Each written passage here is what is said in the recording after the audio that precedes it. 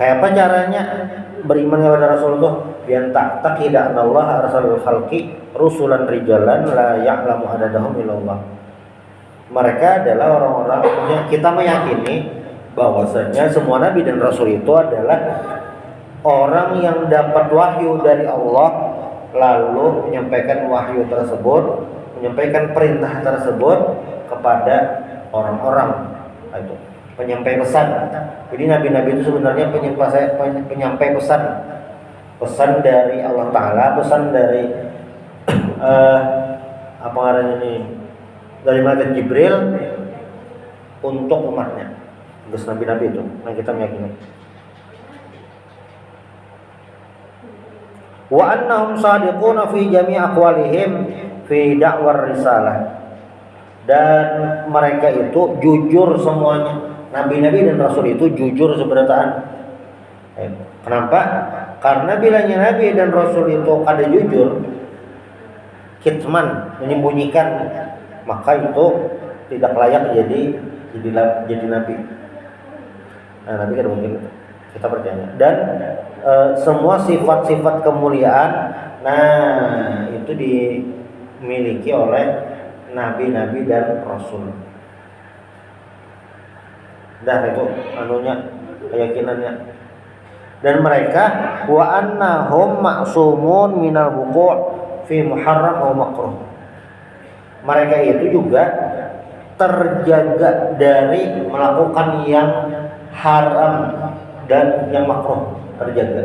Malaikat dan rasul itu terjaga kada menggawe sesuatu yang haram atau yang dosa atau yang makruh aja. Ini hukumnya apa? Makruh. Nabi-nabi kada menggawe, apalagi yang haram. Itu yang keempat. Lalu yang kelima, beriman kepada wabil yaumil akhir, kepada hari kiamat. Kayak apa tuh? Meyakini bahwasanya hari kiamat itu ada, dan segala hal yang berhubungan dengan hari kiamat. Apa aja berhubungan lawan hari kiamat? Ada ngarannya yaumul mahsyar atau fil mahsyar. Hari di mana semua manusia mulai Nabi Adam sampai akhir manusia kayaknya dikumpulkan pada mahsyar. Nah, yakin? Karena di padang mahsyar itu ada orang macam-macam.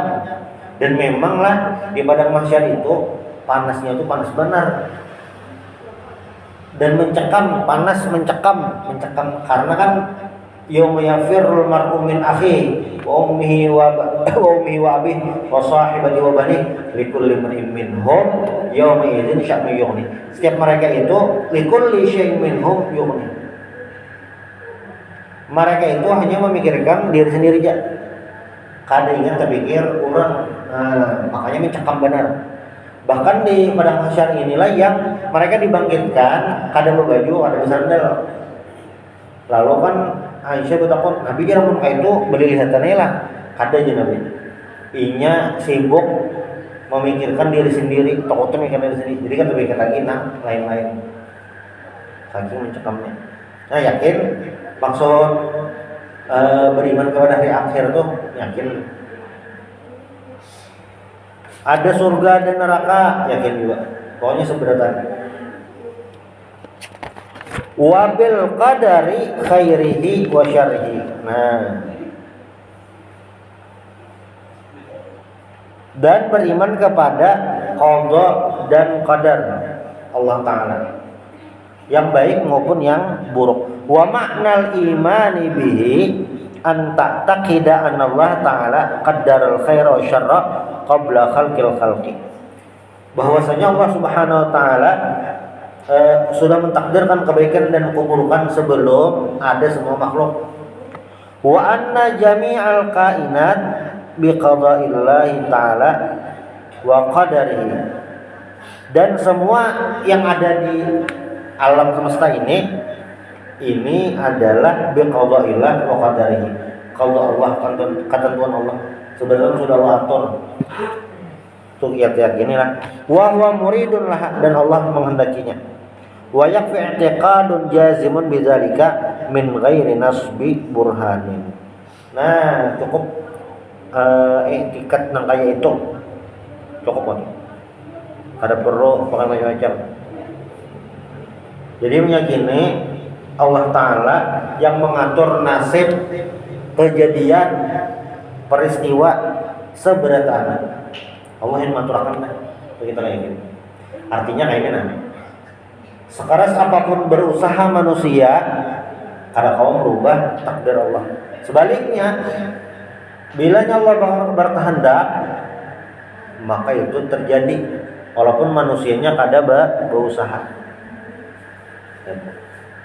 Namun kayak itu kita kan harus bimai, nantinya berusaha sembahyang ada juga, puasa kada usah, kan sudah ada takdir kan macam-macam. Nah masalahnya kita kada tahu takdirnya tuh kayak apa. Dalam hadis itu disebutkan ujar Nabi, kullun muyassarun lima khuliqalah. Setiap sesuatu itu muyassarun, dimudahkan, dinyamankan, kada ngalihi. Lima khuliqalah, apa geraknya waktu diciptakan itu. Ini orang baik berarti dimudahkan dalam menggawi kebaikan. Nya menggawi buruk, maka nyanya menggawi yang buruk. Itu takdir Allah Ta'ala. Yang jelas semua yang terjadi hari ini itu sudah Allah takdirkan. Dasar rezekinya aja. Nah, alhamdulillah rezekinya dapat. Nah, takdir Allah lah. Tapi dalam akidah Ahlussunnah wal Jamaah ada ngarannya ikhtiar. Ikhtiar itu usaha. Qada dan qadar lah.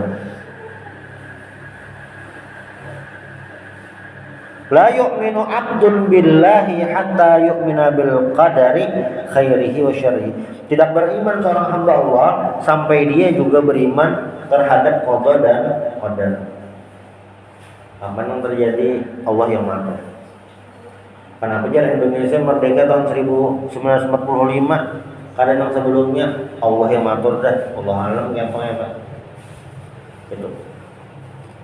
Misdah rukun-rukun iman, beriman kepada Allah, Rasul itu. Kitab beriman kepada Allah, malaikat, kitab, rasul-rasulnya, hari kiamat, lawan qada dan qadar. Selesai yang rukun iman. Nah, maka dari rukun iman dan rukun Islam ini ada kesimpulan 11 poin. Apa kok 11 poin tadi? Rukun Islam 5, rukun iman 6. Nah, 11 poin inilah yang jadi panduan dasar, panduan cara. Ini cara kan? Cara apa? Menjadi seorang mukmin atau muslim yang paling simpel. Nah, 11 macam ini yang jadi perhatian. Termasuk juga ini jadi alat ukur gasan membanding-banding kan, sesuatu yang tersalah atau ajaran sesat. Misalnya di situ kan mina ajaran pengajian tak malam aja. Sesatkah ada yang. Nah, cara mengukurnya ada sekali-kali. Rukun iman dan rukun Islam itu ada tak lambangkah atau ada kan? Namun ada, nah sesat dah bisa kali. Pengajiannya tak malam. Nanti kita sembahyang aja. Nanti kita puasa aja. Masa tamu lawan jemaah. Apa tuh jalan pengajian apa? Pengajian belajar aja. Ada Nabi Hajar tak hadut kan ada Nabi Hajar. Muhammad Joy. Oh, ada malaikatnya kan? Kan itu ya biasa aja. Nah, berarti pas di takoni rukun imamnya ada datang masalah atau apa, berarti pengajiannya aman aja. Kebetulan aja pengajiannya tengah malam. Orang ngambil tengah malam karena misalnya sibuk pegawai siang. Batu pulang lawang ditutup supaya suara ada mengganggu orang lain. Bisa juga. Jadi walaupun pengajian tengah malam itu aneh kok tengah malam mandi, pengajian. Apalagi pengajiannya lebih daripada 2 jam. Kada salah banget, aneh benar. Cuma memang kalau di Arab itu pengajian atau majelis taklim, wadah kita paling lawas pengajian sejam, pengajiannya aja lah, lain lawan pembacaan lain, pengajiannya aja sejam, mantap dah kok. Sejam setengah, nah tuh lawas dah. 2 jam lawas. Namun Arab tuh ada, Arab itu pengajian dulu lagi kami kuliah. Sini tuh pengajian lah mulai maghrib sampai jam 9 pengajian. Tahan tuh nah. Apalagi yang sistem daurah. Sistem daurah itu mengaji kitab mulai pagi, mulai imbas subuh, sampai maghrib sambung terus, tahan aja. Udah selawas pengajiannya. Kayak itu ngukur ajaran sesat. Semalam ada berita anyarannya di daerah Barabai. Nah, itunya mengaku nabi palsu kan. Sudah beres Bang. Sudah datangi MUI, sudah beres Bang, selesai. Cuma itu salahnya di mana? Ya dia mengaku nabi. Yang paling nyaman udah ada sembahyangan. Nah, nyaman benar. Nah, alat ukurnya tadi rukun iman atau rukun Islam. 11 namanya, 11 macam kan. Ya Mas. Bang yang bubuhannya tuh masjidnya belain. Masjid belain kan ada mesti di masjid khusus sembahyangnya kayak biasa juga, ya kenapa apa? Itu lain. Itulah. Tapinya bilanya ada yang fenomena lain diselidiki dulu. Awal langsung. Cuma ukuran sederhana nih. Itu rukun Islam dan rukun iman. Nah, faslun makna la ilaha illallah la ma'buda bihaqqin fil wujudi illallah. Ini bab hanyar ulang, faslun fi bayani miftahil jannah wa hiya kalimatut tauhid wa kalimatul ikhlas wa kalimatun najah. Nah, berikutnya adalah bab menjelaskan tentang miftahul jannah, kunci surga, yaitu sebuah kalimat tauhid, kalimat ikhlas dan kalimat najah. Najah itu selamat. Kenapa jadi kalimat la ilallah ini disebutkan Imam Syekh Nawawi miftahul jannah? Karena bersyahadat itu tiket gasan ke surga. Itu tiketnya. Bilanya orangnya kada Islam, nah itu kada bersyahadat, kada Islam, biar baik kayak apa aja lawan orang, habaan mansura. Amal ibadahnya itu kada dihitung di akhirat, langsung tunai di dunia dibayari ya kebaikannya. Dah itu. Tapi ini baik benar dia lawan orang, jujur baik. Kada ada masalah. Tapi syarat ke surga adalah la ilaha illallah. Merubah kata. Nah, karena la ilaha illallah ini kunci dalam tauhid seseorang, makanya di sini disebutkan oleh Imam Syekh Nawawi kalimat tauhid, kalimat ikhlas dan kalimat an-najah. Ininya maka kata-kata aja, kada ada apa-apa. Nah, jadi rumusnya selama orang itu mengucapkan syahadat, mengucapkan la ilaha illallah Muhammadur Rasulullah, itu sudah masuk dalam agama Islam. Hatinya pakai apa? Hatinya wallahu alam. Kita kadang perlu tahu. Dan kita kadang awal juga tahu. Rumusnya ini. Orang-orang munafik di zaman Rasulullah itu mereka secara tampilan bersyahadat, umpat jua, musyawarah macam-macam. Tapi hatinya kadang tahu. Nabi tahu aja. Nabi memang tahu karena diberi wahyu. Ini. Sahabat yang lain kada tahu. Makanya nyaman takon Nabi. Nabi namun munafik sudah gereng orangnya. Kawan pertama jangan. Tapi rumusnya dalam agama kita kadang itu. Selama orang itu membahasa kita ini KTP-nya Islam, maka dianggap Islam. Walaupun orangnya kada tahu gitu jadi Nabi hafal kadang Nabi ngaran malaikat tahu atau kadang nggak tahu. Dan para pembesar Quraisy ketika melihat pergerakan Nabi Muhammad SAW disuruh syahadat pada hakon karenanya tahu konsekuensi akibat efek dari mengucapkan syahadat.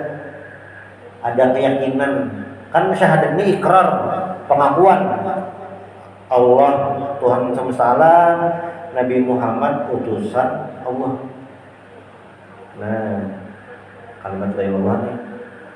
Man qala la ilaha illallah dakhala al-jannah, siapa mengucapkan la ilaha illallah masuk surga. Wah, nyaman ini kayak itu, dasar nyaman karena ini kunci. Jadi rumusnya bilanya ada orang beriman kepada Allah walaupun dosanya banyak benar. Sebenarnya dosa besar digawinya. Jarang-jarang ada orang paket komplit nih. Ya perampok, ya maling, ya menzina, ya menggadok, penjual sabu, ini yang berat memborong. Sipir tuh sampai akrab tuh kemprong ini. Banyak benar, tapi nya beriman. Nah, harapan keluar dari neraka itu ada. Karena tadi beriman itu kuncinya. Kenapa jadi beriman itu penting? Nah, kisah orang beriman ini diabadikan oleh Allah Subhanahu wa taala beberapa orang. Ada yang kayak kisah Ashabul Kahfi. Ada kayak kisah umat Nabi yang terdahulu, umat Nabi Yunus. Ada kisah kayak istri Firaun. Ada kisah kayak istri Nabi Nuh atau istri Nabi Lut. Seorang beriman yang macam-macam. Karena iman ini Allah memilihkan Nabi Nuh dulu lah. Nabi Nuh itu kan nabi dan rasul. Turun azab Nabi Nuh kan sudah bersiap kapal lalu naik ke kapal. Ternyata pas Nabi Nuh di atas kapal ada anak sidin.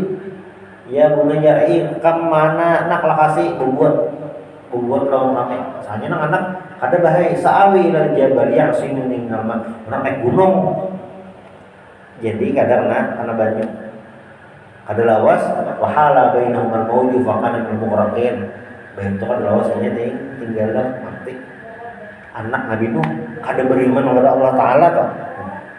Bahasa nyamannya lah nabi anaknya kafir. Saking iman ini rahasia Allah. Istri Nabi Nuh bang sama. Istri Nabi Nuh itu termasuk yang ada di iman juga.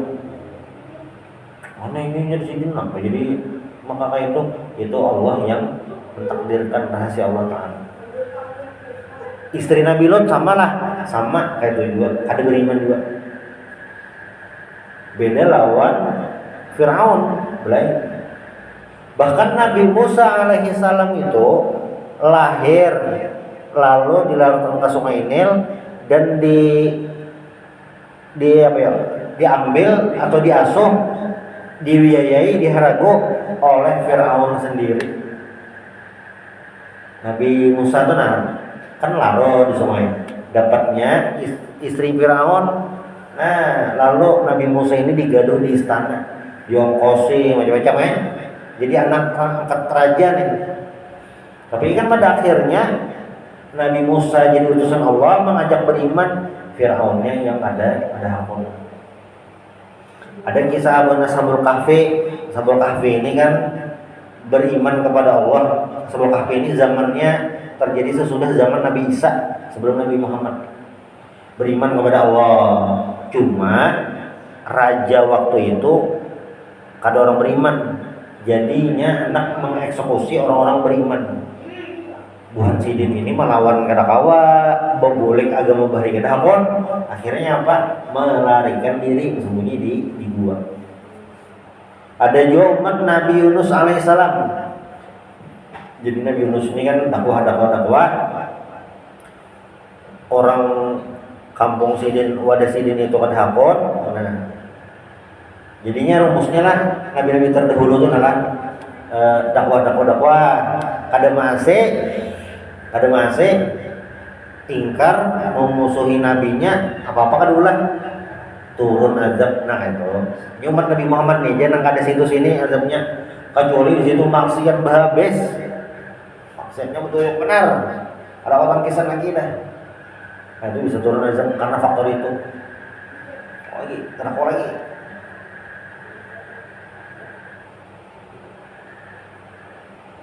dulu bilanya kayaknya pun buka berita masih ada bang, tahun 2009 di daerah Tangerang Selatan ada ngarannya Situ Gintung. Nah,